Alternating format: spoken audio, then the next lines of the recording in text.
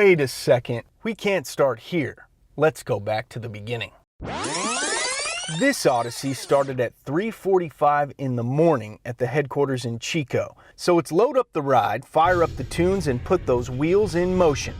Oh shoot, I should probably introduce us. He's Scott Amick, I'm Rossfield, we work for Odyssey teams, it's pretty cool. Back to the mission. Destination, Sacramento International Airport, kind of. Then we have to catch a flight to Kansas City where a big program awaits. One step beyond.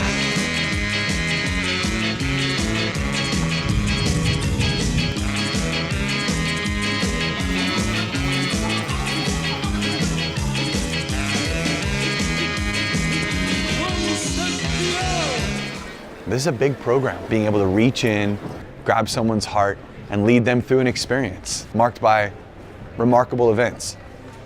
We call it an Odyssey. More on that in a moment. First, this. We arrive in the Midwest in the early afternoon. Plenty of time to get acclimated to our new surroundings. After Scott's cousins give us a lift into the city, it's time to explore. Look at that skyline.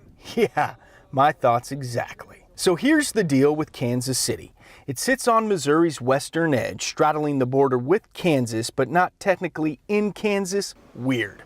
500,000 people live here. It's a place known for its barbecue, jazz heritage, and fountains. Seriously, there are fountains everywhere. Now, there's also a lot of history here. You've got the National World War I Memorial, historic train station, art museum, Negro Leagues baseball museum.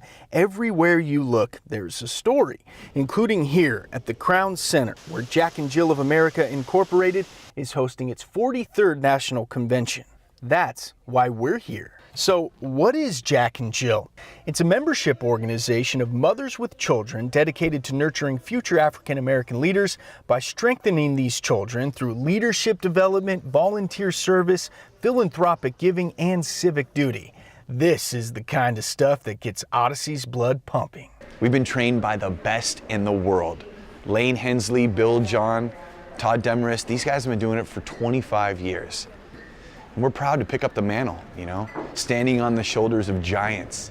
A lot of work goes into creating a program like this today. A lot of time with the company, in this case Jack and Jill, to make sure that their vision is exactly what occurs through the facilitation process. And it's taken 6 to 8 months to make sure that this goes exactly the way we want it to go. So we put on a program for these kids. We called it Superheroes, and we have our own superhero to facilitate. His name is Nick Harris. He's going to go up there on stage today, and he's going to be vulnerable. And that's what I like about Nick best, is he's genuine, he's vulnerable, and he's capable of being himself to a level that allows others to be themselves. And that's exactly what this environment takes.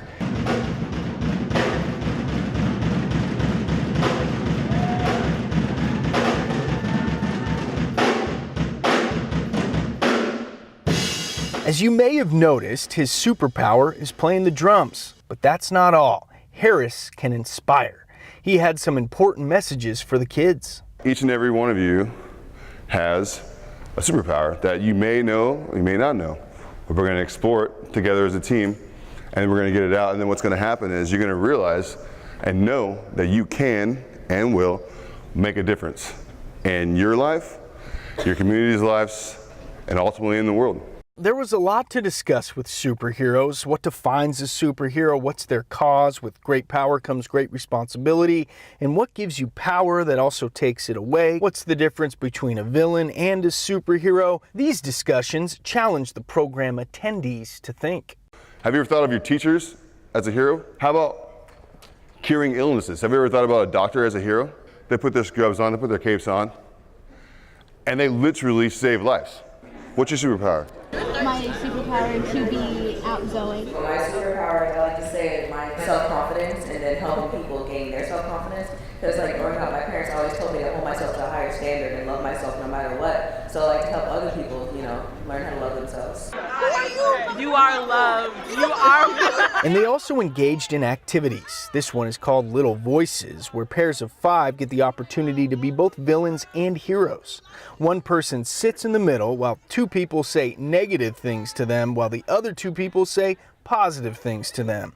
It taught a simple but good message to the kids. To block out haters and don't listen to them, and also listen to the positivity instead of the negativity. And of course, you can't have a superhero program without a superhero costume design. The kids also got to draw their superhero on a plain white tee. I drew Superwoman because I feel like she's a really good role model for women, and she always stands up for what she believes. And when she comes into the face with adversity, she's always able to conquer it and just do her.